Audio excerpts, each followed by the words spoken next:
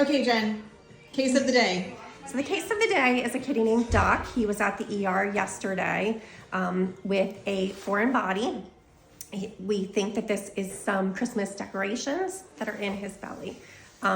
He's 5 years old. He is. He did have a foreign body a couple years ago. He's a previous offender. Yes. This part really gets me because you can only go into an abdomen so many times before you can't go in anymore. Yeah. And then there's some sort of environmental component. You know, we don't really know why these cats and dogs like put things in their mouths and then decide to swallow.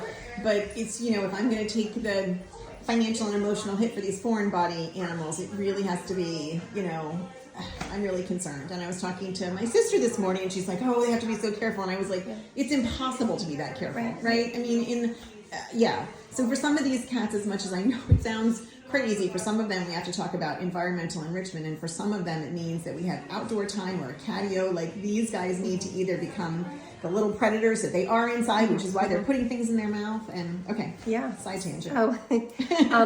So the owner expressed financial concern at the ER, and she was given an estimate of low end of bare bones $3,500. The high end would be $5,000, and they would try to take out as much as they possibly could. But that was more than the owner could manage. She had just paid off the previous foreign body.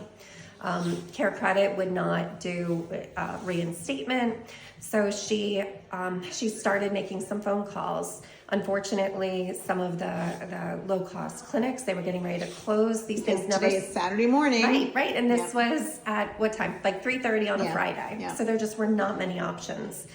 She did call the local shelter to see if they could do the surgery or if she could surrender him for care, but they couldn't have done the surgery on a Friday either. Yeah. So there weren't many options, and she thought, oh my gosh, I'm going to have to put my cat down.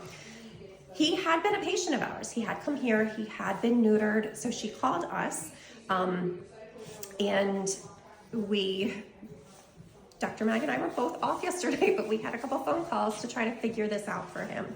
I'll also add that she had inquired about scratch pay. So I'm not very familiar with scratch pay, but you have to have that application in by 7 a.m. to receive the funds next day. And there is a 69% interest rate. So on 69%? So on $1,200, it would have been $5,400 total. 69%. So you're struggling financially, so we're going to hit you with the highest interest rate. Can you please check that? I will check that. I don't know if that's true. Good God. But that can't be legal. I don't know. I mean, what are we in? Communist Russia? So here we are. We're helping Doc today. It's like, yeah, I think you get better odds in a back alley behind a casino. I think so as well. All right, we'll keep you posted.